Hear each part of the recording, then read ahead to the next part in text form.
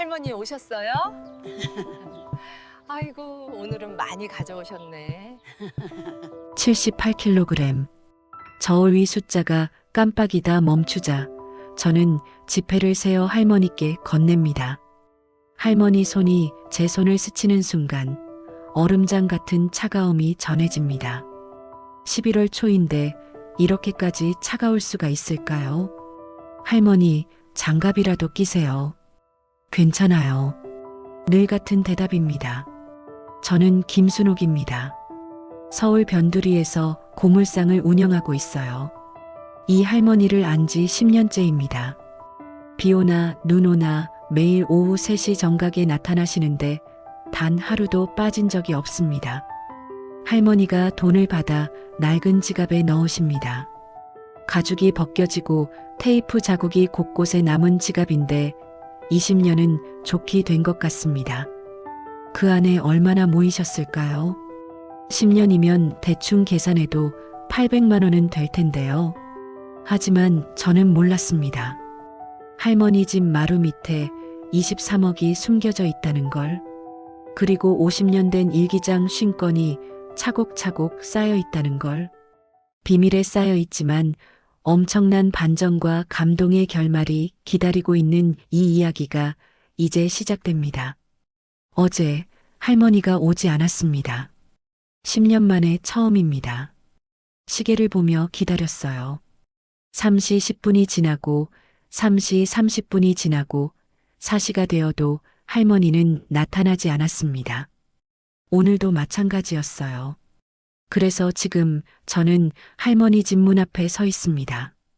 반지하로 내려가는 계단은 시멘트가 군데군데 패여 있고 녹슨 철문에는 페인트가 벗겨져 있습니다.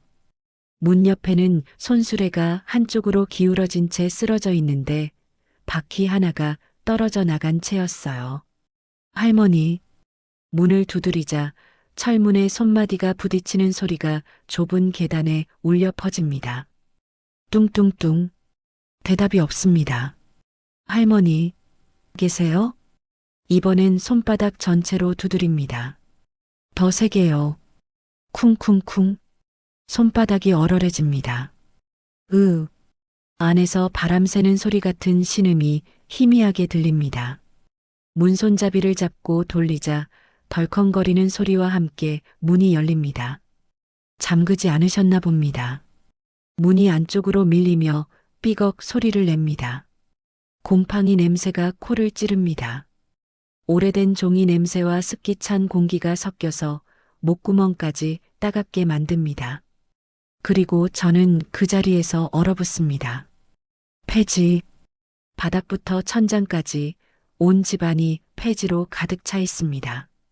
신문지가 허리 높이까지 쌓였고 누렇게 변색된 박스들이 벽을 따라 탑처럼 쌓여 있습니다. 잡지와 전단지, 골판지가 미로처럼 얽혀 있어서 사람이 걸을 공간조차 거의 없어 보입니다. 10년 동안 제게 파셨는데 왜 집에는? 눈을 가늘게 뜨고 자세히 보니 폐지 사이로 좁은 길이 나 있습니다. 사람 하나 겨우 지나갈 정도의 폭이에요. 발을 디디자 바스락바스락 소리가 나고 쌓인 신문지에 날짜가 보입니다.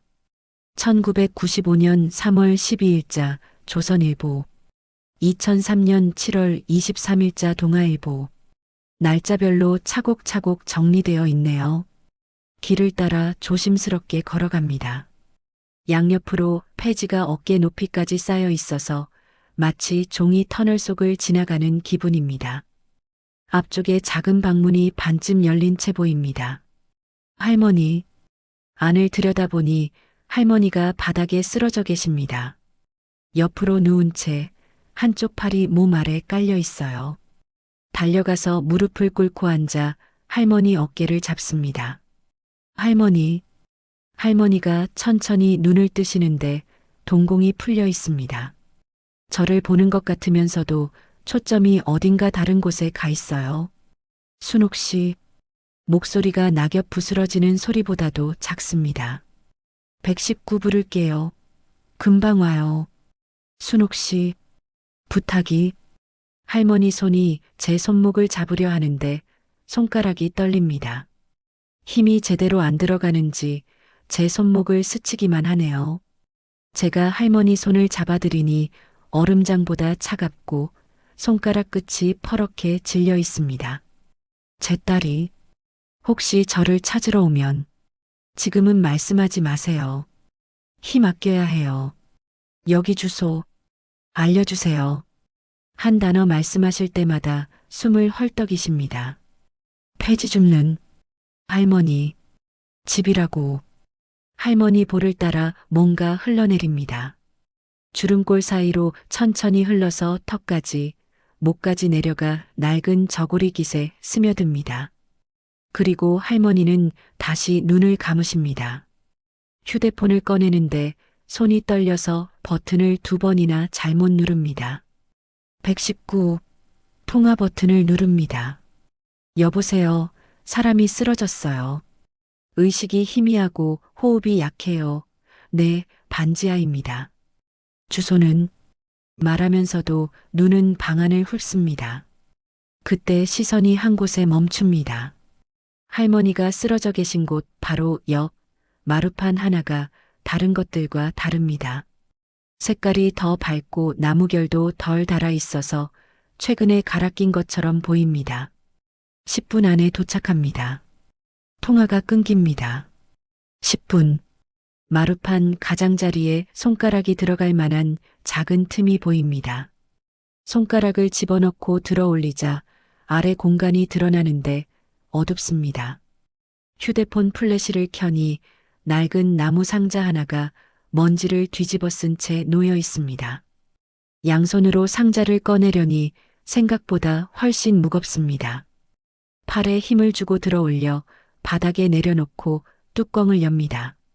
심장이 덜컥 내려앉습니다.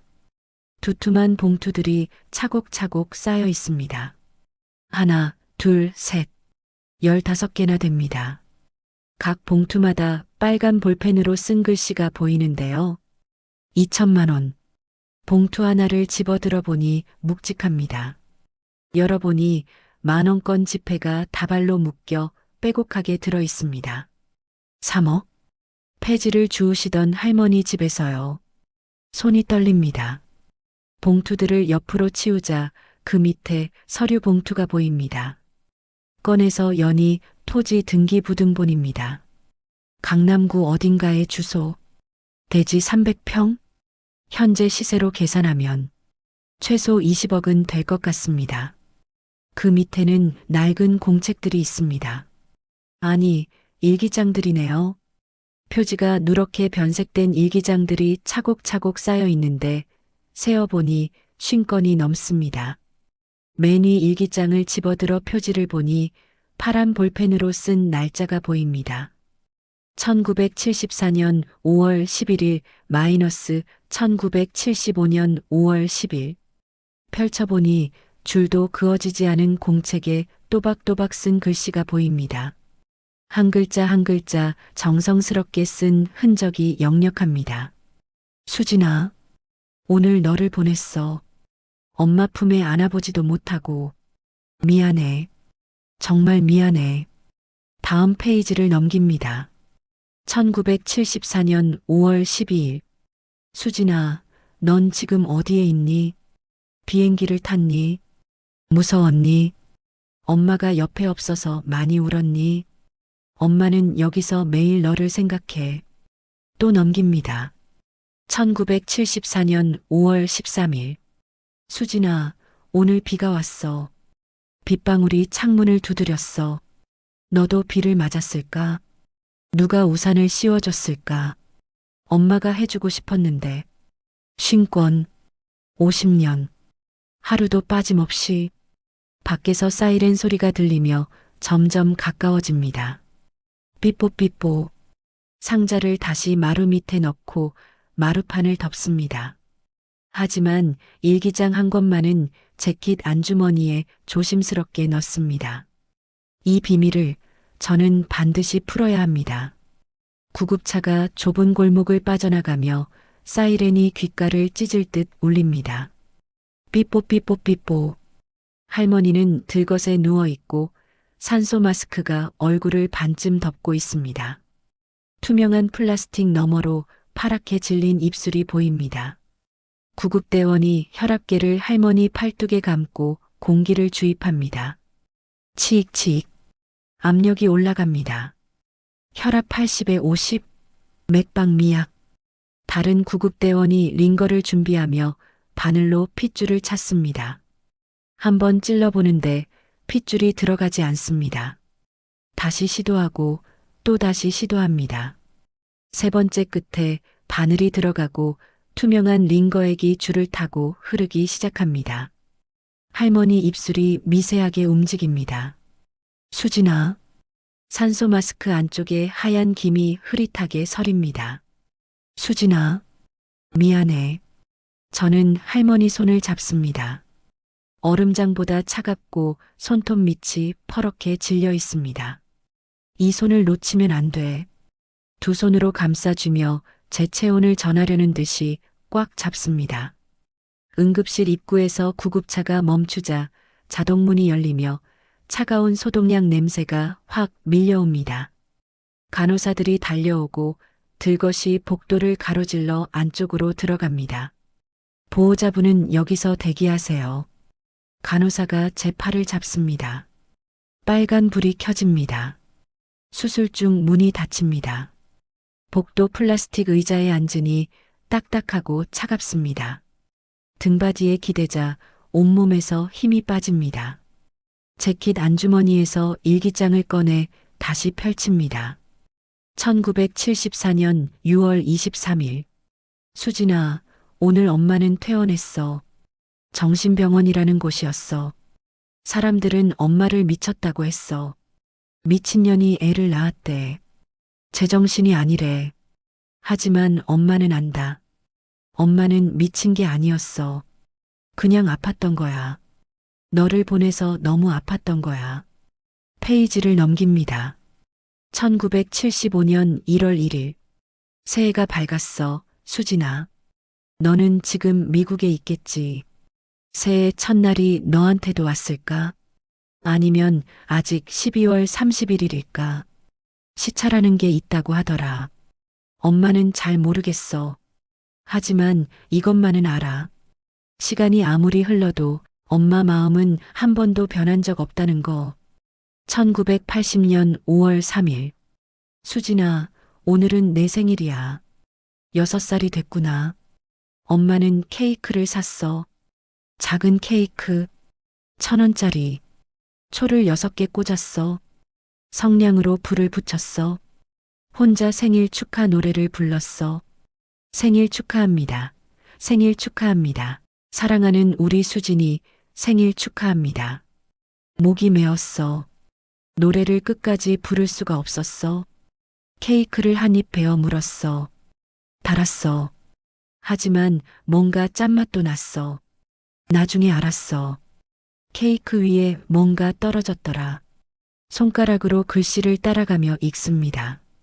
50년 전 볼펜 자국인데 군데군데 번진 흔적이 있습니다. 종이가 젖었다가 마른 흔적이에요. 1990년 12월 25일. 크리스마스야, 수진아. 너는 16살. 예쁜 나이지. 엄마도 그 나이 때 정말 예뻤어. 거울을 보면 자주 웃었어. 너도 예쁘게 자랐을까? 엄마를 닮았을까? 아니면 아빠를 닮았을까? 엄마는 아빠가 누군지 알아. 하지만 찾지 않았어. 그 사람도 어쩔 수 없었던 거니까. 미국으로 떠났어. 연락도 끊겼어. 어쩌면 너를 만날 수도 있지 않을까?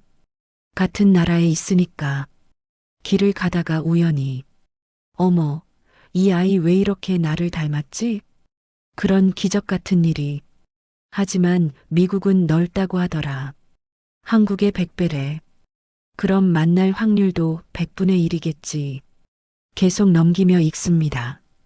2010년 3월 15일. 수진아, 엄마는 이제 63이야. 많이 늙었어. 어제 목욕탕에서 거울을 봤어. 깜짝 놀랐어. 이게 나야? 주름이 이렇게 많이 생겼어.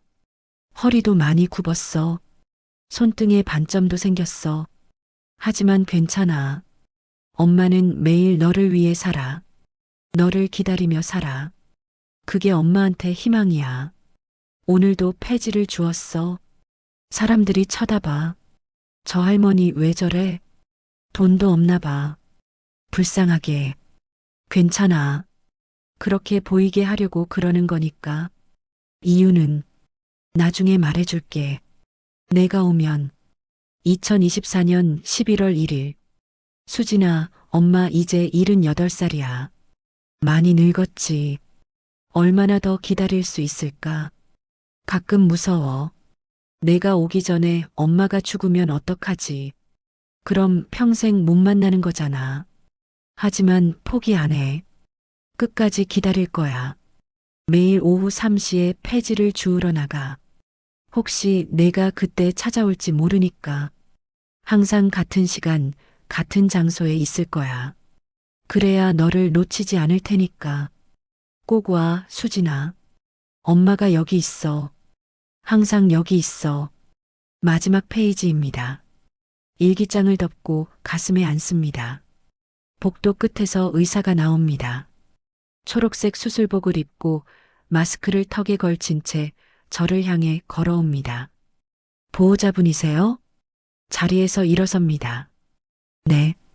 거짓말입니다. 저는 보호자가 아닙니다. 하지만 할머니 곁에는 아무도 없습니다. 환자분 상태는 안정을 찾았습니다. 다행히 빨리 발견하셔서 큰 문제는 없어요. 가슴을 쓸어내립니다. 극심한 탈수 증상과 영양실조로 쓰러지신 겁니다.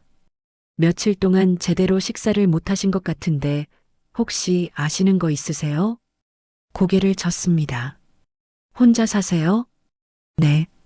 그런 것 같습니다. 일주일 정도 입원 치료가 필요합니다. 링거 맞으시고 영양 보충하시면 괜찮으실 거예요. 면회는 언제 가능한가요? 의사가 시계를 봅니다. 30분 후면 가능합니다. 30분. 복도 자판기 앞에 서서 버튼을 누르자 종이컵에 뜨거운 커피가 철철 담기며 김이 피어오릅니다. 한 모금 마시는 순간 쓴맛이 혀를 훑고 지나갑니다. 설탕을 넣지 않았거든요. 창밖을 바라보니 해가 서쪽 하늘 아래로 기울고 있고 주황빛으로 물든 하늘이 유리창에 제 얼굴과 겹쳐 비칩니다. 피곤한 얼굴입니다. 할머니의 딸은 어디 있을까? 50년 동안 왜 안 찾아온 걸까? 아니면 찾을 수 없었던 걸까? 간호사가 복도를 지나갑니다. 6인실 보호자분, 면회 가능합니다. 커피를 쓰레기통에 버리고 병실로 향합니다. 6인실 문을 여니 조용합니다. 커튼이 쳐진 침대가 6개 보이고 할머니는 창가 침대에 누워 계십니다. 링거줄이 팔에 연결되어 있고 투명한 액체가 방울방울 떨어지고 있습니다. 산소호흡기는 떼어내셨네요. 눈을 뜨고 계십니다. 할머니, 조심스럽게 다가가 옆 의자를 당겨 앉습니다. 할머니가 천천히 고개를 돌립니다. 순옥 씨, 목소리가 나옵니다. 아직 약하지만 아까보다는 낫습니다. 네, 저예요. 괜찮으세요? 미안해요. 폐만 끼쳤네요. 무슨 말씀을요? 할머니 손을 잡으니 아까보다 조금 따뜻해졌지만 여전히 차갑습니다. 할머니, 제가 물어봐도 될까요? 할머니가 고개를 끄덕입니다. 집에서 상자를 봤어요. 할머니 손이 미세하게 움찔합니다. 돈이랑 땅 문서랑 그리고 일기장들. 할머니가 눈을 감습니다. 23억이 넘는 돈이 있으시면서 왜 폐지를 주우신 거예요? 왜 그렇게 힘들게 사신 거예요? 침묵이 흐릅니다. 긴 침묵입니다. 복도에서 카트 굴러가는 소리가 들립니다. 덜컹덜컹. 간호사들이 얘기하는 소리가 희미하게 들립니다. 할머니가 천천히 눈을 뜨며 천장을 바라봅니다. 순옥 씨, 긴 이야기예요. 시간 있어요. 말씀해 주세요. 할머니가 숨을 깊이 들이마시자 링거줄이 흔들립니다. 제 본명은 박명희예요. 2장 1974년 봄. 1974년 봄이었어요. 할머니 목소리가 과거로 돌아갑니다. 78세 할머니가 아니라 28세 여대생의 목소리로 변하는 것 같습니다. 저는 28이었어요. 이화여대 영문과 3학년이었죠. 그때는 여자가 대학 가는 것도 흔하지 않았어요. 하지만 우리 집은 부유했어요.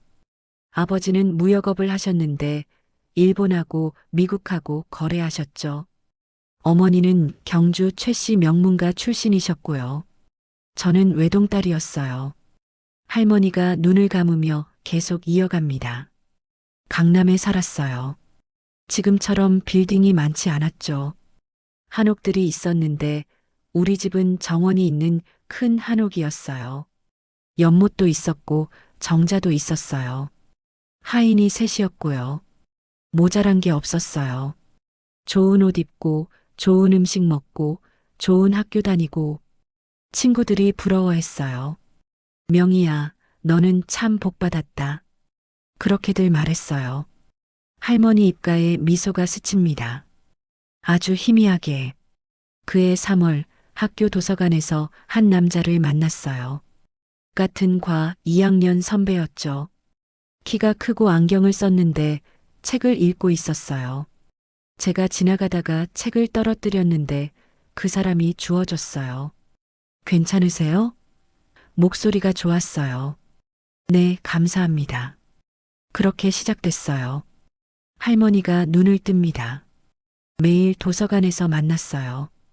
같이 공부했고 점심도 같이 먹었죠. 학교 뒤 작은 다방에서 차도 마시고요. 6개월을 그렇게 보냈는데 정말 행복했어요. 그 사람도 저를 좋아한다는 걸 알았어요. 말하지 않아도 눈빛으로 알 수 있었거든요.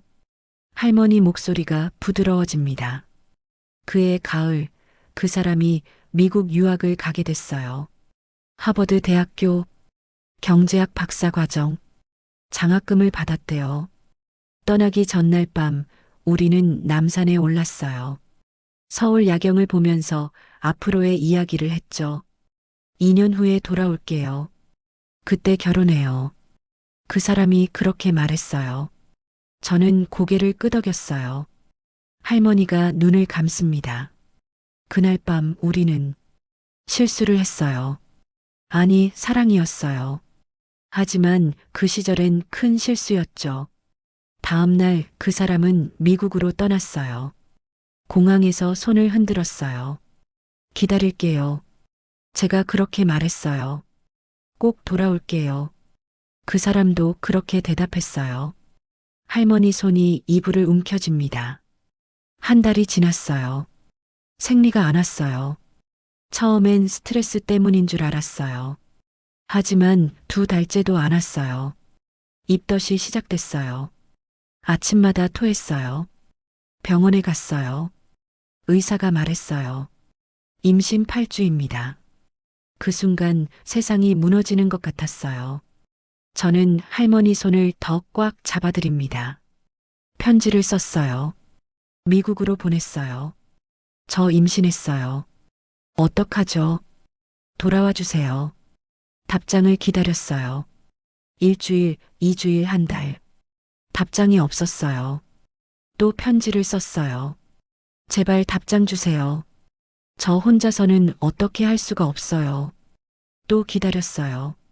2달이 지났어요. 여전히 답장이 없었어요. 할머니 목소리가 떨립니다. 배가 불러오기 시작했어요. 옷으로 가렸지만 더 이상 숨길 수 없었어요. 어머니한테 말씀드려야 했어요.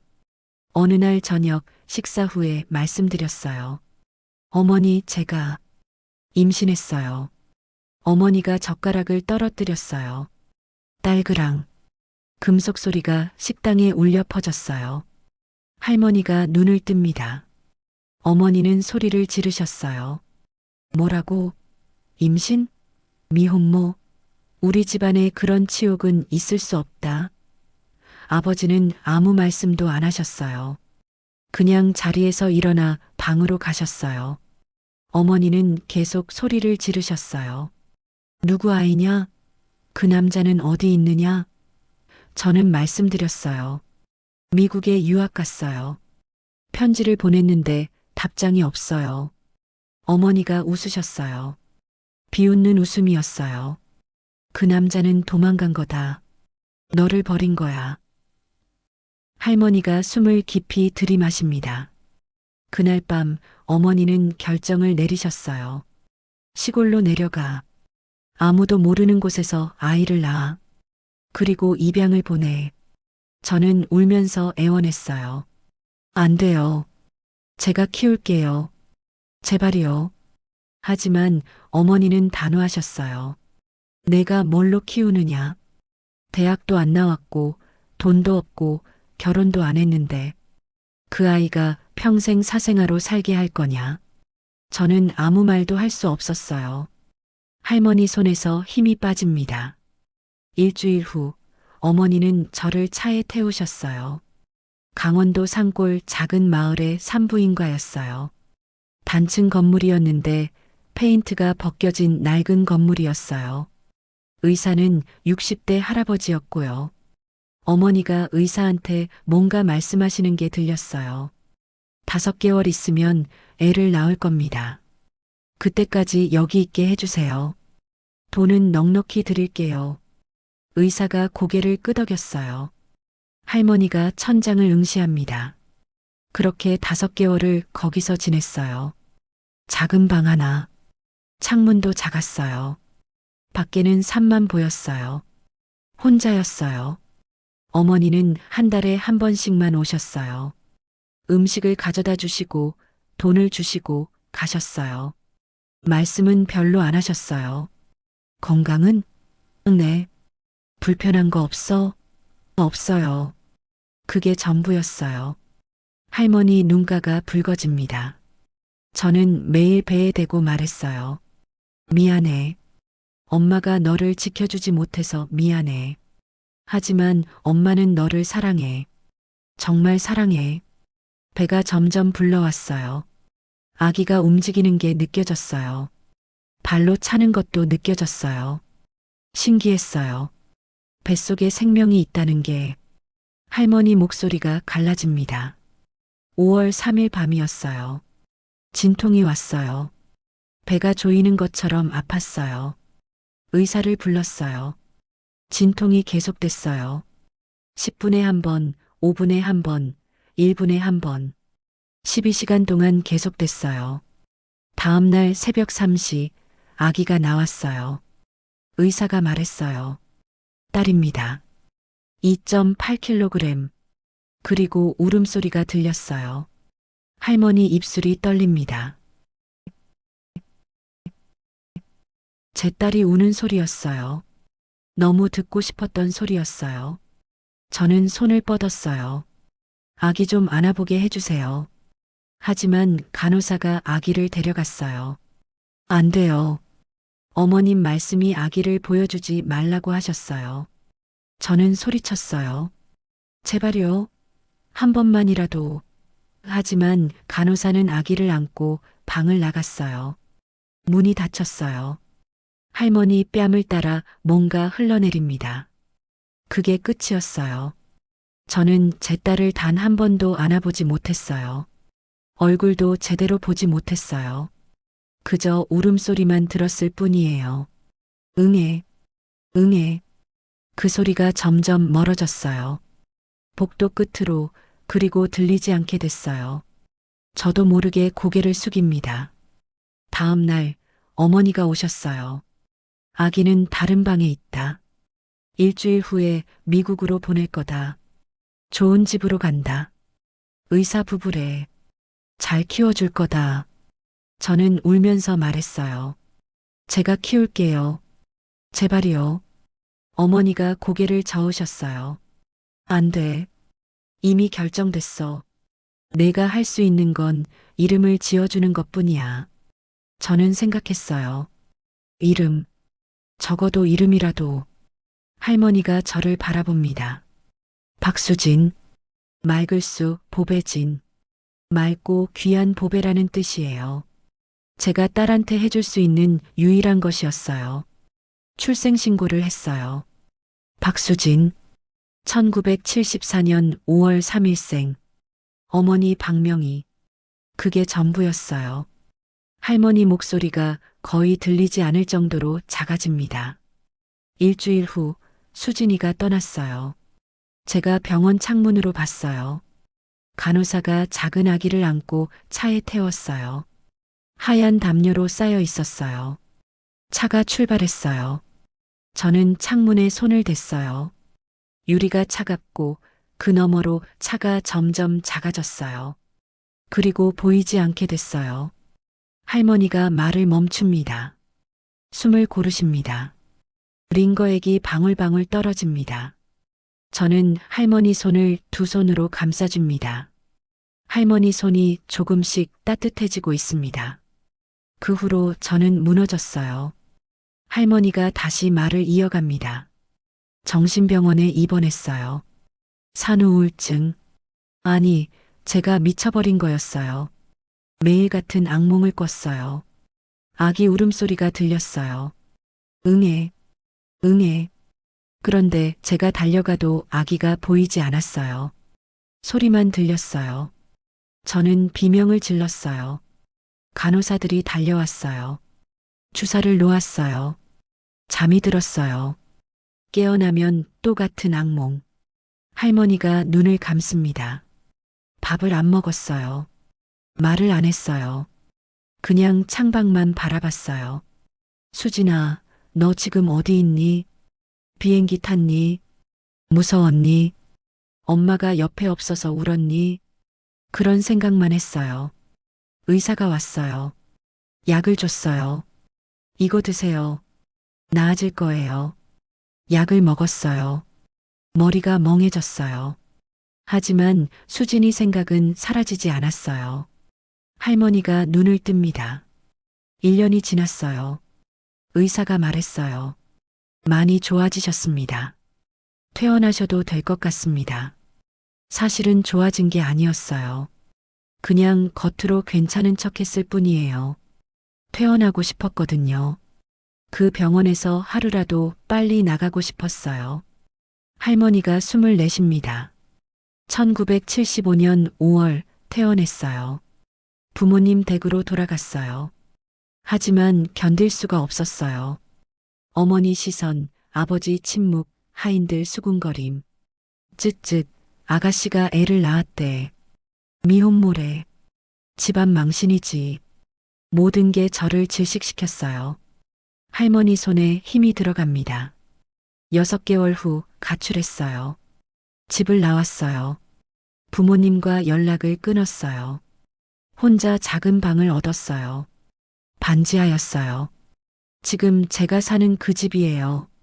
월세 5만 원이었어요. 일을 시작했어요. 공장에서 일했어요. 하루 12시간씩 일했어요. 저녁에는 식당에서 설거지했어요. 근근히 살았어요. 하지만 자유로웠어요. 아무도 저를 손가락질하지 않았으니까요. 할머니가 저를 바라봅니다. 그리고 일기를 쓰기 시작했어요. 수진이한테요. 매일 밤 일을 끝내고 집에 돌아오면 낡은 공책을 펼쳤어요. 그리고 썼어요. 수진아, 오늘 엄마는 이런 일이 있었어. 너는 어떻게 지내니? 잘 먹고 있니? 행복하니? 그렇게 매일 썼어요. 그게 제가 엄마로서 할 수 있는 유일한 일이었어요. 할머니 목소리가 단호해집니다. 50년 동안 단 하루도 빠뜨리지 않고 썼어요. 비가 와도 눈이 와도 아파도 힘들어도 매일 밤 수진이한테 편지를 썼어요. 그게 저를 살게 했어요. 수진아, 엄마가 여기 있어. 항상 여기 있어. 언젠가 너를 만날 거야. 그 희망으로 살았어요. 복도에서 간호사가 지나갑니다. 카트 소리가 들립니다. 하지만 이 병실 안은 고요합니다. 순옥 씨, 할머니가 제 손을 꽉 잡습니다. 이제 다른 이야기를 해줄게요. 왜 제가 폐지를 주었는지요. 3장 23억의 비밀. 20년이 지났어요. 1995년이었죠. 할머니가 천장을 바라보며 말을 이어갑니다. 어느 날 누군가 제 집 문을 두드렸어요. 정장을 입은 남자였어요. 박명희 씨 맞으십니까? 네, 그런데요. 저는 김엘리 법률사무소 변호사 김철수입니다. 따님, 아버지 박종철 씨께서 작년에 돌아가셨습니다. 저는 놀랐어요.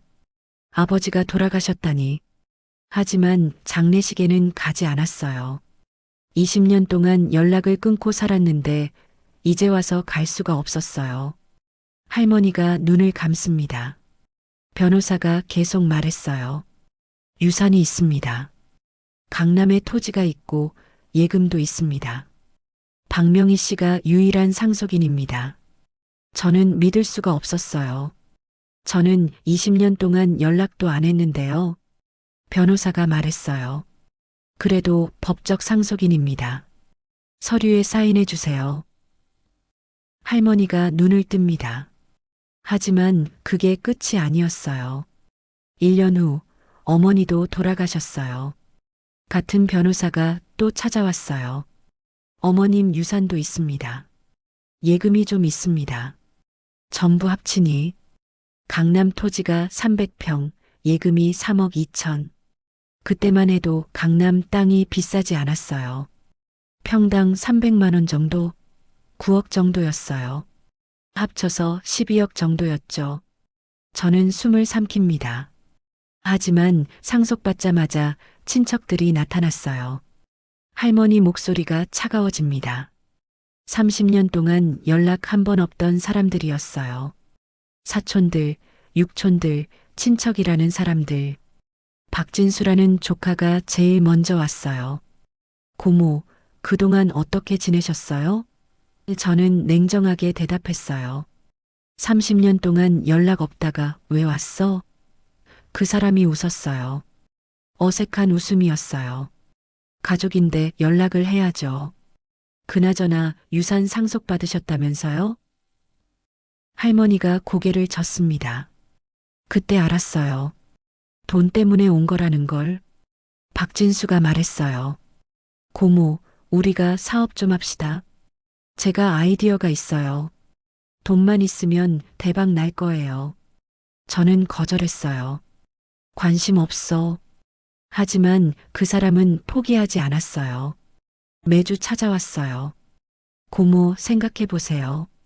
우리 가족인데 돈 좀 빌려주세요. 곧 갚을게요. 투자하세요. 이익 나면 나눠드릴게요. 할머니 손이 떨립니다. 다른 친척들도 왔어요. 박진이라는 조카딸도 왔어요. 고모, 저 결혼하는데 축의금 좀 주세요. 고모, 애 학원비가 없어요. 고모, 빚이 있어요. 온갖 이유로 돈을 요구했어요.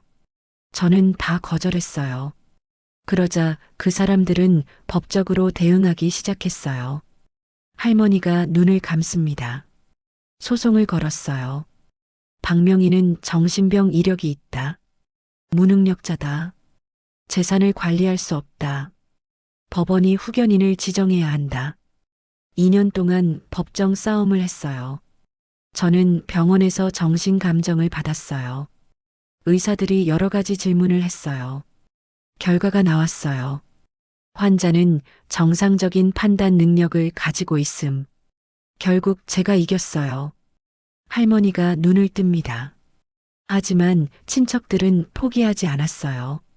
계속 찾아왔어요. 계속 돈을 요구했어요.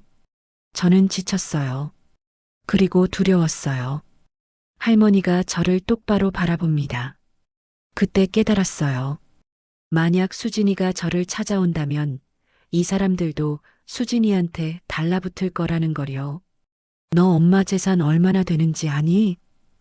우리가 친척인데 좀 나눠야지. 너도 돈 있으면 좋잖아. 수진이가 그런 사람들한테 시달리는 걸 상상하니까 끔찍했어요. 할머니 목소리에 힘이 들어갑니다. 그래서 결심했어요. 가난한 사람이 되기로요. 친척들이 저한테 관심을 끊게 만들기로 했어요. 어떻게 하면 가난해 보일까 생각했어요. 그리고 떠올렸어요. 폐지를 주우면 되겠다고. 할머니가 계속 이야기합니다. 1998년부터 폐지를 줍기 시작했어요. 남루한 옷을 입었어요. 20년 된 지갑을 들고 다녔어요. 반지하에서 살았어요. 매일 오후 3시에 나가서 폐지를 주었어요. 사람들이 쳐다봤어요. 저 할머니 불쌍하게. 돈도 없나 봐. 그게 제가 원하는 거였어요. 할머니가 작게 웃습니다. 소문이 퍼졌어요. 박명희가 미쳤나 봐. 유산 다 날렸나 봐. 폐지나 줍고 다닌대. 친척들이 하나둘 떠났어요. 박진수가 마지막까지 왔었어요. 고모, 정말 돈 없어요? 제가 반지하 집을 보여줬어요. 폐지로 가득 찬 집을요. 이게 내 전부야. 이것도 월세야. 그 사람이 코웃음을 쳤어요. 쯧쯧, 어쩌다 이 꼴이 됐대. 그리고 돌아갔어요. 다시는 오지 않았어요. 할머니가 고개를 끄덕입니다. 10년이 지나니 아무도 찾아오지 않았어요. 저는 안심했어요. 이제 수진이가 와도 괜찮을 것 같았어요. 수진이가 엄마를 찾아왔을 때 엄마는 가난해. 폐지 주어. 하지만 괜찮아. 그래도 엄마를 찾아왔지? 그렇게 말하고 싶었어요. 할머니가 제 손을 꽉 잡습니다. 순옥 씨, 그래서 부탁하는 거예요. 만약 수진이가 저를 찾아오면 여기 주소를 알려주세요. 폐지 줍는 할머니 집이라고요. 수진이가 그래도 저를 찾아온다면 그게 진짜 제 딸이에요. 돈 때문이 아니라 엄마를 보고 싶어서 온 거니까요. 저는 할머니 이야기를 다 들었습니다. 가슴이 뭉클합니다. 할머니, 말씀드릴 게 있어요. 뭔데요? 제가 박수진 씨를 찾아드릴게요. 할머니가 눈을 크게 뜹니다. 뭐라고요? 인터넷으로 찾아볼게요. 요즘은 해외 입양아들이 생부모를 찾는 사이트도 있어요. 혹시 박수진 씨가 할머니를 찾고 있을지도 몰라요. 할머니가 고개를 젓습니다. 안 돼요, 순옥 씨. 왜요? 수진이가 스스로 저를 찾아와야 해요. 할머니 목소리가 단호합니다. 만약 제가 먼저 찾아가면 수진이한테 부담이 돼요. 수진이는 이미 새 가족이 있을 거예요. 양부모님, 남편, 아이들.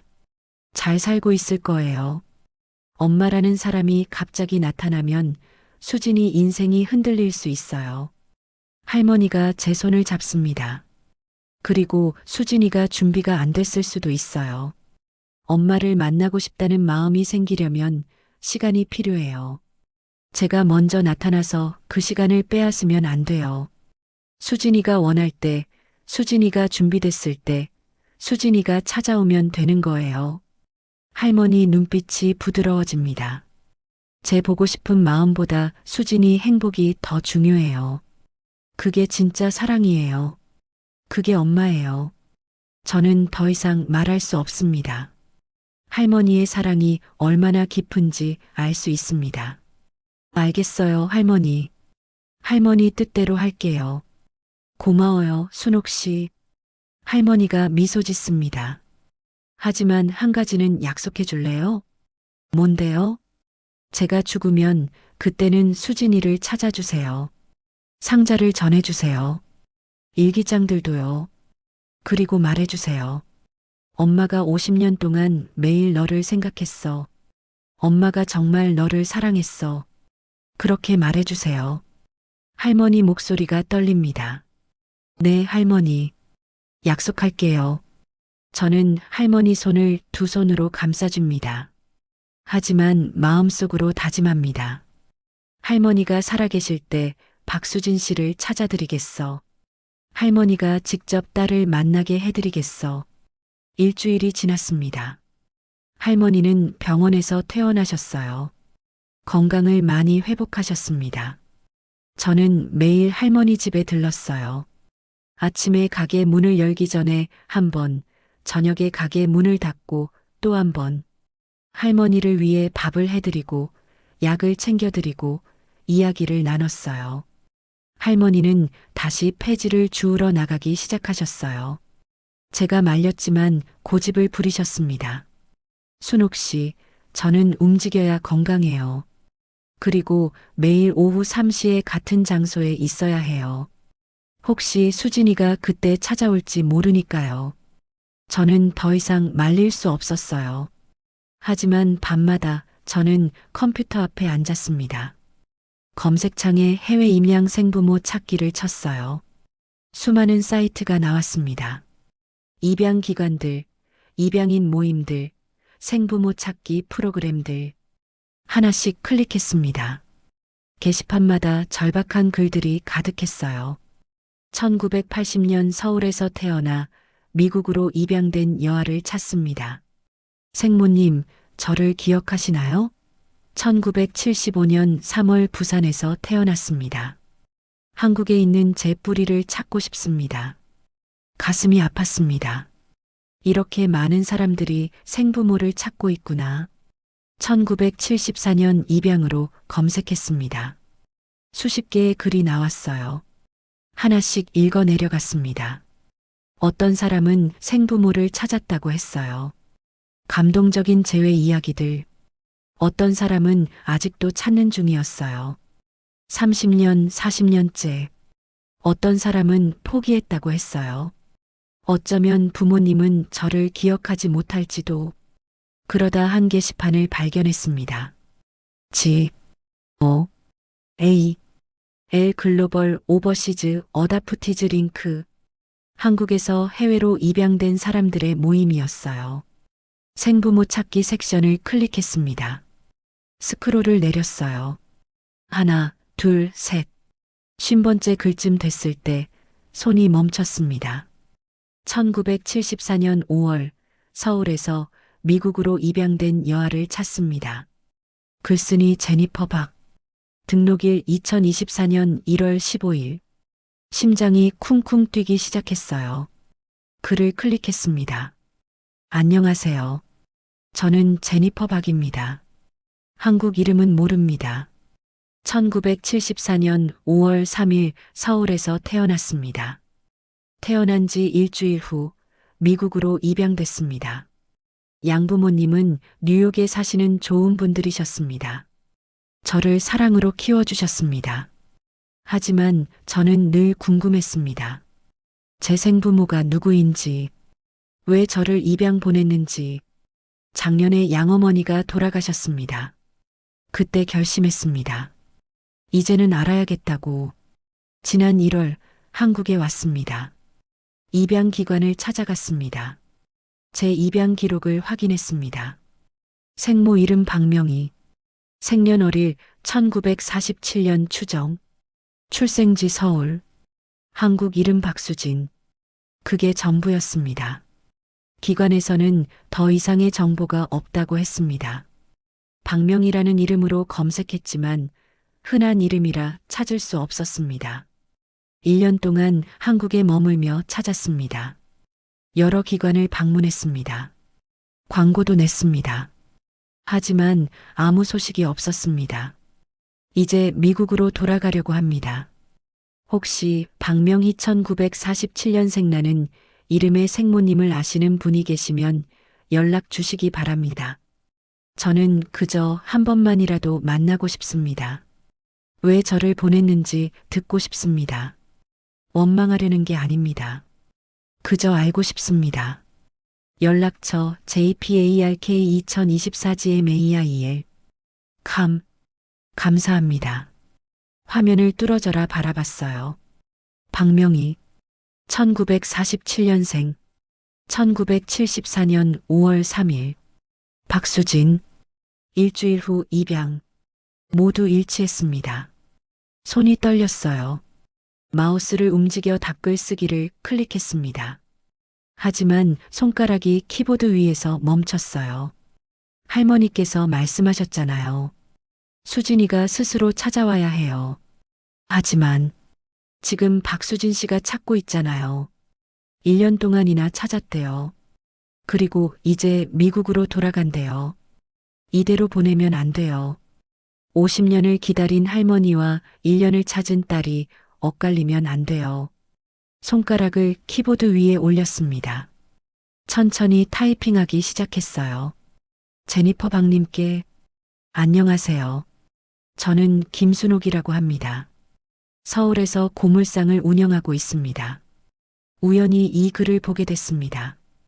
혹시 당신의 생모님이 박명희 1947년생이시고 1974년 5월 3일에 태어나신 박수진이라는 한국 이름을 가지고 계신가요?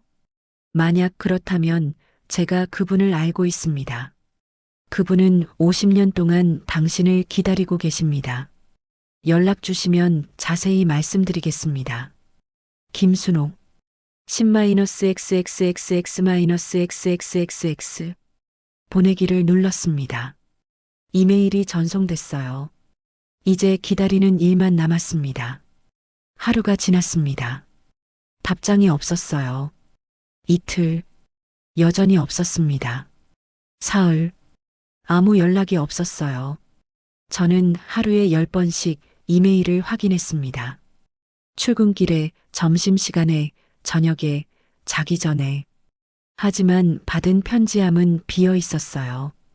혹시 스팸 메일함에 들어갔나? 확인했지만 거기에도 없었어요. 제니퍼 박이 이메일을 확인 안 하는 걸까? 아니면 이미 미국으로 돌아간 걸까? 불안했습니다. 할머니한테는 말씀드리지 않았어요. 혹시 다른 사람이면 실망하실까 봐요. 확실해질 때까지 기다리기로 했습니다. 일주일이 지났습니다. 할머니는 퇴원 후 건강을 많이 회복하셨어요. 다시 폐지를 주우러 나가기 시작하셨습니다. 제가 말렸지만 소용없었어요. 순옥 씨, 저는 움직여야 해요. 그래야 건강해지니까. 그리고 수진이가 언제 올지 모르잖아요. 항상 같은 시간, 같은 장소에 있어야 해요. 저는 더 이상 말릴 수 없었습니다. 매일 오후 3시 할머니는 손수레를 끌고 나가셨어요. 저는 가게에서 할머니를 봤습니다. 구부정한 등, 천천히 움직이는 발걸음. 하지만 눈빛만은 살아있었어요. 수진이를 기다리는 눈빛. 열흘째 밤이었습니다. 침대에 누워 있었는데 잠이 오지 않았어요. 휴대폰을 꺼내 이메일을 확인했습니다. 습관적으로요. 심장이 멈췄습니다. 새 메일 1개. 발신자 제니퍼 박 JPARK 2024 GMAIL. 캄. 손이 떨렸어요. 메일을 열었습니다. 순옥 씨께 이메일 감사합니다. 죄송합니다. 답장이 늦었습니다. 며칠 동안 고민했습니다. 이게 진짜일까? 누군가 저를 속이는 건 아닐까? 50년 동안 이런 이메일을 기다렸습니다. 하지만 막상 받으니 무서웠습니다. 혹시 거짓이면 어떡하나? 다시 실망하면 어떡하나? 하지만 결국 연락드리기로 했습니다. 네, 맞습니다. 제 출생증명서에 박명이라는 이름이 적혀 있습니다. 그리고 한국 이름이 박수진이었습니다. 1974년 5월 3일 태어났고 일주일 후 입양됐습니다. 정말 제 생모님을 아시나요? 정말 저를 기다리셨나요? 저는 지금 미국에 있습니다. 뉴욕입니다. 하지만 언제든 한국에 갈 수 있습니다. 제발 이게 사실이길 바랍니다. 50년 동안 엄마를 찾았습니다. 제니퍼 박. 이불을 걷어찼어요. 일어나 책상으로 갔습니다. 컴퓨터를 켰어요. 답장을 시작했습니다. 제니퍼 박님. 네, 사실입니다. 당신의 어머니 박명희님은 지금 서울에 살고 계십니다. 그분은 50년 동안 단 하루도 당신을 잊은 적이 없습니다. 매일 일기를 쓰셨습니다. 당신에게 보내는 편지였습니다. 50권이 넘는 일기장이 있습니다. 모두 당신 이야기입니다. 어머니는 지금 많이 편찮으십니다. 하루빨리 당신을 만나고 싶어 하십니다. 하지만 한 가지 말씀드릴 게 있습니다. 어머니는 평생 가난하게 사셨습니다. 폐지를 주어서 생계를 유지하셨습니다. 반지하 작은 집에서 혼자 사십니다. 이유가 있습니다. 나중에 말씀드리겠습니다. 하지만 어머니의 마음은 세상 누구보다 부유합니다. 당신을 향한 사랑으로 가득 차 있습니다. 언제 한국에 오실 수 있나요? 김순옥. 보내기를 눌렀습니다. 기다렸어요. 30분이 지났습니다. 새 메일이 도착했습니다. 순옥 씨, 지금 당장 비행기표를 예약하겠습니다. 3일 후에 인천공항에 도착합니다. 대한항공 K285편 12월 23일 오후 4시 35분 도착. 공항에서 만날 수 있을까요? 너무 떨립니다. 50년 만에 엄마를 만나게 되다니 꿈만 같습니다. 고맙습니다, 순옥 씨. 당신이 없었다면 평생 엄마를 못 만났을 겁니다. 정말 정말 고맙습니다. 제니퍼 박. 눈가가 뜨거워졌어요. 드디어 할머니가 딸을 만나게 되는구나. 하지만 문제가 있었습니다. 할머니한테 어떻게 말씀드리죠? 갑자기 따님 찾았어요 라고 하면 충격으로 쓰러지시는 거 아닐까요? 조심스럽게 준비해야 했습니다. 다음 날 아침 할머니 집으로 갔습니다. 아침 식사를 챙겨드리려고 김치찌개와 밥, 반찬을 담아갔어요. 문을 두드리니 할머니가 문을 열어주셨습니다. 순옥 씨, 이렇게 매일 오면 어떡해요? 괜찮아요. 제가 하고 싶어서 하는 거예요. 작은 방에 상을 차렸습니다. 할머니와 마주 앉아 아침을 먹었어요. 할머니는 식사를 천천히 하셨어요. 입맛이 없어 보였습니다. 할머니, 잘 드셔야 해요. 응, 맛있어. 고마워. 하지만 숟가락을 드는 속도가 느렸어요. 식사를 마치고 설거지를 했습니다. 그리고 할머니 옆에 앉았어요. 할머니, 제가 물어봐도 될까요? 그래. 수진 씨가 만약 정말 찾아온다면 뭐라고 말씀하고 싶으세요? 할머니가 창밖을 바라보셨어요. 글쎄, 뭐라고 해야 할까? 할머니 목소리가 떨렸습니다. 미안해라고 해야겠지. 제일 먼저, 엄마가 너를 지키지 못해서 미안해. 50년 동안 곁에 없어서 미안해. 할머니가 저를 보셨어요. 그리고 사랑한다고 말하고 싶어? 엄마가 너를 정말 정말 사랑했어. 단 하루도 잊은 적 없어. 할머니 손이 떨렸습니다. 그리고 잘 살아줘서 고마워라고도 하고 싶어. 수진이가 건강하게, 행복하게 자랐다면 그게 엄마한테는 제일 큰 기쁨이니까. 저는 할머니 손을 잡았습니다. 할머니, 만약, 정말 만약이에요. 수진 씨가 곧 찾아온다면 어떻게 하시겠어요? 할머니가 눈을 크게 뜨셨어요. 꼭, 무슨 말이야? 그냥, 만약이요. 준비를 하셔야 할 것 같아서요. 할머니가 고개를 저으셨어요. 준비, 50년 동안 매일 준비했어. 이미 준비됐어. 하지만 할머니 손은 계속 떨리고 있었습니다. 그날 오후 저는 결심했습니다. 할머니께 말씀드려야겠다고. 오후 3시 할머니가 폐지를 주우러 나가신 후였어요. 저는 할머니 집에서 기다렸습니다. 5시쯤 할머니가 돌아오셨어요. 손수레에 폐지를 가득 싣고요. 할머니, 응? 앉으세요. 말씀드릴 게 있어요. 할머니가 의자에 앉으셨어요. 제 표정을 보시더니 긴장하시는 게 느껴졌어요. 무슨 일이야? 저는 심호흡을 했습니다. 할머니, 제가 박수진 씨를 찾았어요. 시간이 멈췄습니다. 할머니가 저를 바라보셨어요. 입이 미세하게 벌어졌어요. 뭐? 라고? 박수진 씨요. 할머니 따님. 할머니 손이 의자 팔걸이를 움켜쥐었어요. 어떻게? 인터넷에서 찾았어요. 박수진 씨가 할머니를 찾고 있었어요. 1년 동안 한국에 계시면서 찾으셨대요. 할머니가 입술을 깨물었어요. 정말? 이야? 네. 그리고 3일 후에 한국에 오세요.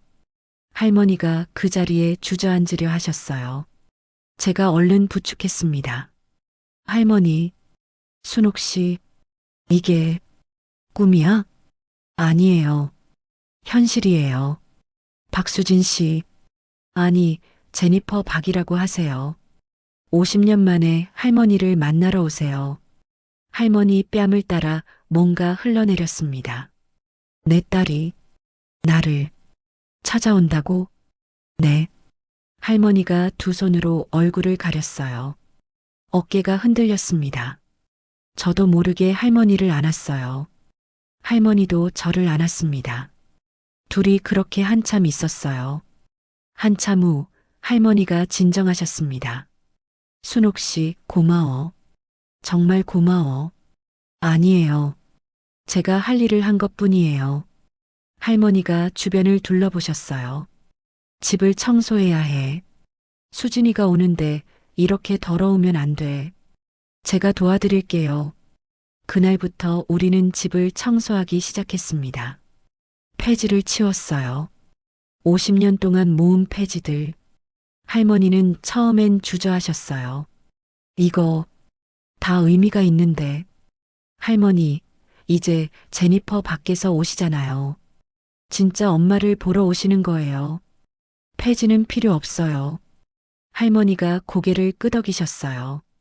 그래, 맞아. 이제는 필요 없어. 우리는 이틀 동안 폐지를 치웠어요. 트럭을 불러 실어냈습니다. 집이 점점 넓어졌어요. 거실이 보이고 주방이 보이고 방 2개가 드러났습니다. 폐지를 다 치우고 나니 집이 정말 넓어 보였어요. 청소를 계속했습니다. 바닥을 닦고 창문을 닦고 먼지를 털었어요. 할머니도 힘껏 도와주셨습니다. 마지막 날 저녁, 집이 깨끗해졌어요. 거실에 앉아 주변을 둘러본 할머니가 중얼거리셨어요. 이렇게 넓었구나. 할머니, 내일이에요. 응, 내일. 할머니 손이 또 떨리기 시작했습니다.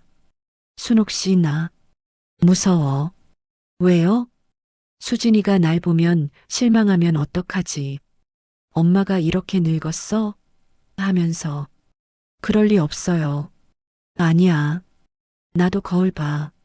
주름투성이야. 허리도 굽었어. 이도 반밖에 없어. 할머니가 손으로 얼굴을 만지셨어요. 할머니는 아름다우세요. 순옥 씨, 정말이에요. 50년을 기다린 엄마 얼굴이에요. 세상에서 가장 아름다운 얼굴이에요. 할머니 눈가가 붉어졌습니다. 고마워. 정말 고마워. 그날 밤 할머니는 잠을 못 주무셨대요. 다음 날 아침 일찍 할머니 집에 갔더니 할머니는 이미 일어나 계셨어요. 한복을 입고 계셨습니다. 연한 분홍색 저고리에 진한 분홍색 치마. 30년 된 한복이라고 하셨어요. 그동안 깨끗하게 보관하고 계셨대요. 머리를 곱게 빗으셨어요. 흰머리가 은은하게 빛났어요. 할머니, 정말 예쁘세요. 할머니가 수줍게 웃으셨어요. 그래. 네. 제니퍼 밖에서 보시면 깜짝 놀라실 거예요. 오후 2시 우리는 집을 나섰습니다. 공항까지는 1시간 반 정도 걸렸어요. 할머니는 차 안에서 계속 손을 만지작거리셨어요. 순옥 씨, 나 떨려. 저도 떨려요. 뭐라고 말해야 할까? 마음에서 나오는 대로 말씀하세요. 할머니가 창밖을 바라보셨어요. 서울 풍경이 빠르게 지나갔어요. 50년. 할머니가 중얼거리셨어요. 50년을 기다렸어. 드디어 오후 3시 30분 인천공항에 도착했습니다. 입국장 앞에 섰어요.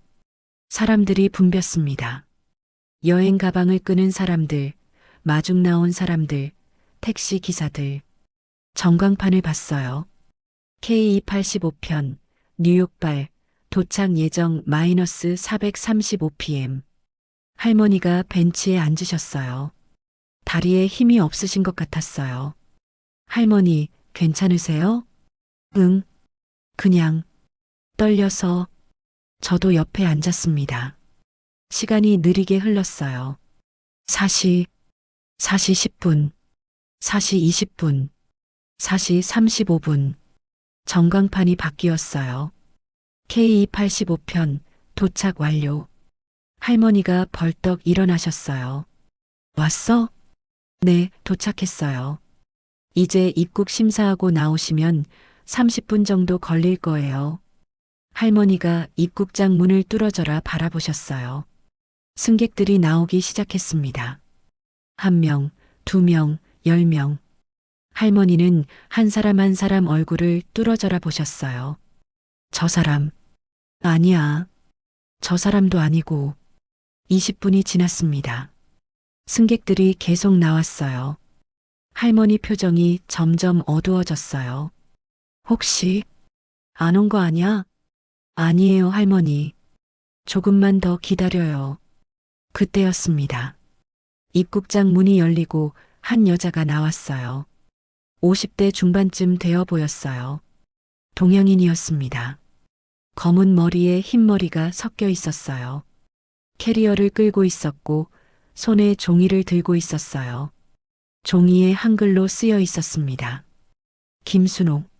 저는 손을 들어 흔들었어요. 제니퍼 박님.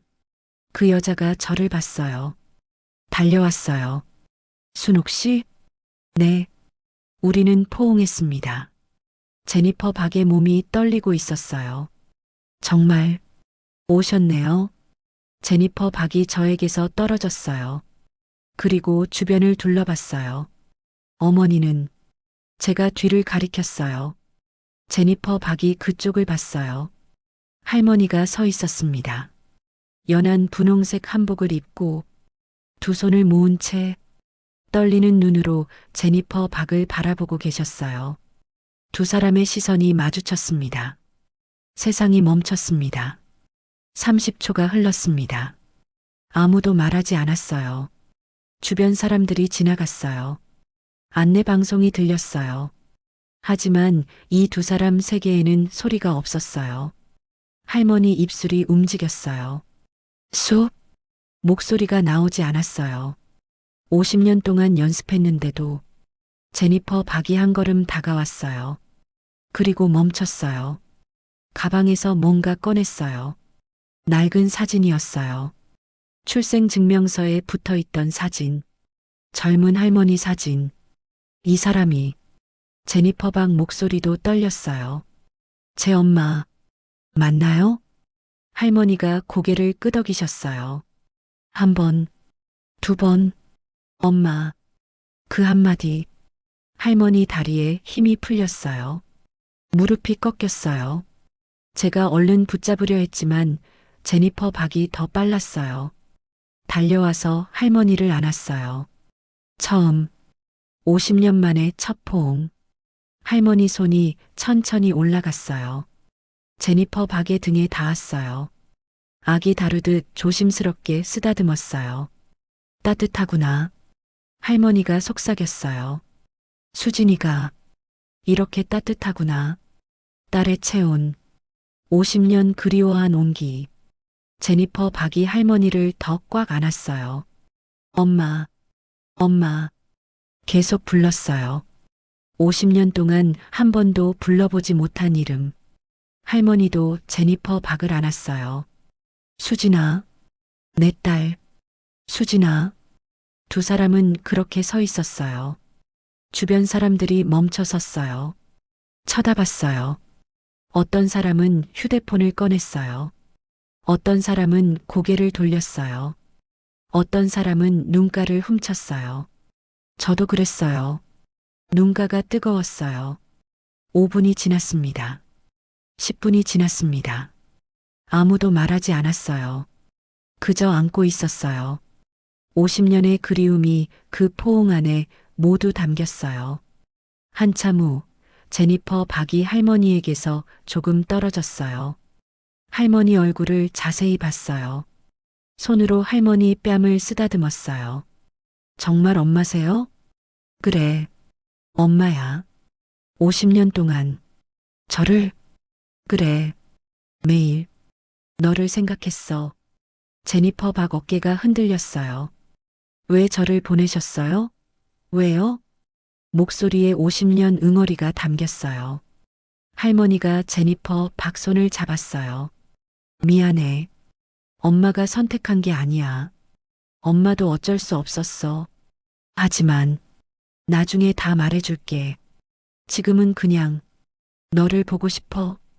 내 얼굴을 보고 싶어. 제니퍼 박이 고개를 끄덕였어요. 할머니가 제니퍼 박 얼굴을 계속 쓰다듬었어요. 많이 닮았구나. 엄마를. 정말요? 눈이 똑같아. 코도, 입도. 저도 알았어요. 사진 보자마자, 아, 나를 닮았구나 했어요. 할머니가 미소 지으셨어요. 처음 보는 밝은 미소였어요. 가자, 수진아. 엄마 집으로. 네, 엄마. 세 사람이 공항을 나왔어요. 할머니와 제니퍼 박은 손을 꼭 잡고 걸었어요. 50년 만에 처음 잡는 손. 절대 놓치지 않을 것처럼 꽉 잡고 차 안 뒷좌석에 할머니와 제니퍼 박이 앉았어요. 계속 손을 잡고 있었어요. 서로를 쳐다보고 미소 지었어요. 말없이 엄마 한국말 잘하시네요. 제니퍼 박이 말했어요. 그럼 한국 사람인데 저는 서툴러요. 어렸을 때 조금 배웠는데 대부분 잊어버렸어요. 괜찮아. 천천히 배우면 돼. 엄마한테 배우고 싶어요. 할머니 눈이 반짝였어요. 그래, 엄마가 가르쳐 줄게. 제니퍼 박이 가방에서 사진들을 꺼냈어요. 엄마, 이거 보세요. 제 사진들이에요. 할머니가 사진들을 받아들었어요. 한 장씩 넘기며 봤어요. 이게 저예요. 5살 때 금발 머리를 묶은 어린 제니퍼. 양부모와 함께 웃고 있는 모습. 할머니가 사진을 쓰다듬었어요. 예쁘다. 이건 초등학교 졸업식이에요. 이건 고등학교 때. 이건 대학 졸업식이에요. 이건 제 결혼식이에요. 할머니 손가락이 사진 위를 천천히 움직였어요. 잘 자랐구나. 정말 잘 자랐어. 이건 제 딸들이에요. 두 젊은 여자 사진. 할머니가 숨을 멈췄어요. 딸, 네. 에밀리하고 사라예요. 엄마 외손녀예요. 외손녀. 할머니가 사진을 가슴에 안았어요. 고마워. 수진아. 잘 살아줘서, 건강하게 자라줘서. 할머니 집에 도착했습니다. 3시 반지하로 내려갔어요. 제니퍼 박이 문 앞에서 멈췄어요. 주변을 둘러봤어요. 여기, 엄마가 사신 곳. 그래. 50년 동안. 여기서, 응. 제니퍼 박이 안으로 천천히 들어갔어요. 깨끗해진 거실을 봤어요. 작은 주방을 봤어요. 좁은 방을 봤어요. 모든 것을 손으로 만졌어요. 엄마가 여기 앉으셨겠네요. 맞아. 여기서 밥 드셨고, 응. 여기서 주무셨고, 그래. 제니퍼 박이 바닥에 무릎을 꿇었어요. 바닥에 이마를 댔어요. 미안해요, 엄마. 이렇게 힘들게 사시게 해서. 할머니가 얼른 제니퍼 박을 일으켰어요. 아니야. 엄마가 선택한 거야. 괜찮아. 아니에요. 엄마가 더 좋은 곳에서 사셔야 했어요. 수진아. 할머니가 제니퍼 박 얼굴을 쳐다봤어요. 엄마는 행복했어. 너를 기다리면서. 그게 엄마한테 희망이었어. 제니퍼 박 어깨가 흔들렸어요. 할머니가 안아주었어요. 한참 후 제니퍼 박이 진정했어요. 엄마, 보여줄 게 있어요? 응? 할머니가 방으로 갔어요. 마루 한쪽을 가리켰어요. 여기, 마루판을 들어 올렸어요. 아래 공간에서 상자를 꺼냈어요. 제니퍼 박과 제가 옆에 앉았어요. 할머니가 상자를 열었어요. 이게 엄마가 50년 동안 준비한 거야. 첫 번째, 두툼한 봉투들. 얼마예요? 3억. 엄마 부모님이 남기신 돈. 제니퍼 박이 숨을 삼켰어요. 두 번째, 서류 봉투. 토지 문서야. 강남에 땅이 있어. 지금은 20억쯤 될 거야. 엄마, 다 내 거야. 저는 돈은 받아. 엄마가 50년 동안 지킨 거야. 내 거야. 세 번째, 출생증명서. 이름 박수진. 출생일 1974년 5월 3일. 어머니 박명희. 제니퍼 박이 출생증명서를 받아들었어요. 제가 태어났다는 증거. 그래. 네 번째, 입양 서류. 입양일 1974년 5월 10일. 태어난 지 일주일. 미안해. 아니에요, 엄마. 다섯 번째, 일기장들. 쌓여있는 일기장들. 50권 넘게. 이게 뭐예요? 내게 쓴 편지야. 50년 동안 매일. 제니퍼 박이 일기장 하나를 집어들었어요. 떨리는 손으로 펼쳤어요. 1974년 5월 11일. 수진아, 오늘 너를 보냈어. 엄마 품에 안아보지도 못하고. 미안해. 정말 미안해. 다음 페이지. 1974년 5월 12일. 수진아, 넌 지금 어디에 있니? 비행기를 탔니? 무서웠니? 엄마가 옆에 없어서 울었니? 엄마는 여기서 울고 있어. 계속 넘겼어요. 1980년 5월 3일. 수진아, 오늘은 내 생일. 6살이 됐구나. 엄마는 케이크 샀어. 초 6개 꽂고 불 켰어. 혼자 생일 축하 노래 불렀어.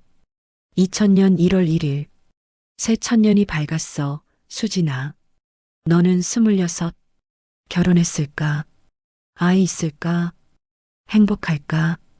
그것만 알고 싶어. 2024년 11월 1일. 수진아, 엄마 이제 78살. 많이 늙었어. 얼마나 더 기다릴 수 있을까? 무섭다. 내가 오기 전에 엄마가 죽으면 어떡하지? 하지만 포기 안 해. 끝까지 기다릴 거야. 제니퍼 박이 일기장을 덮었어요. 가슴에 안았어요. 어깨가 흔들렸어요. 50년. 매일. 저한테. 할머니도 어깨가 떨렸어요. 미안해, 수진아. 엄마가 너를 지키지 못해서. 아니에요. 제니퍼 박이 소리쳤어요. 엄마는 저를 지켜주셨어요. 50년 동안 매일 단 하루도 잊지 않고 할머니를 안았어요. 엄마는 최고의 엄마예요. 세상에서 제일 좋은 엄마예요. 두 사람이 안고 있었어요. 저도 뒤에서 눈가를 훔쳤어요. 마지막 작은 봉투. 할머니가 꺼냈어요. 이게 마지막이야. 제니퍼 박한테 건넸어요. 제니퍼 박이 봉투를 열었어요. 안에 작고 하얀 것. 이게 뭐예요? 내 탯줄. 제니퍼 박 손이 멈췄어요. 50년 동안. 이걸, 그래. 내가 엄마 뱃속에 있을 때 연결되어 있던 거. 유일하게 남은 증거.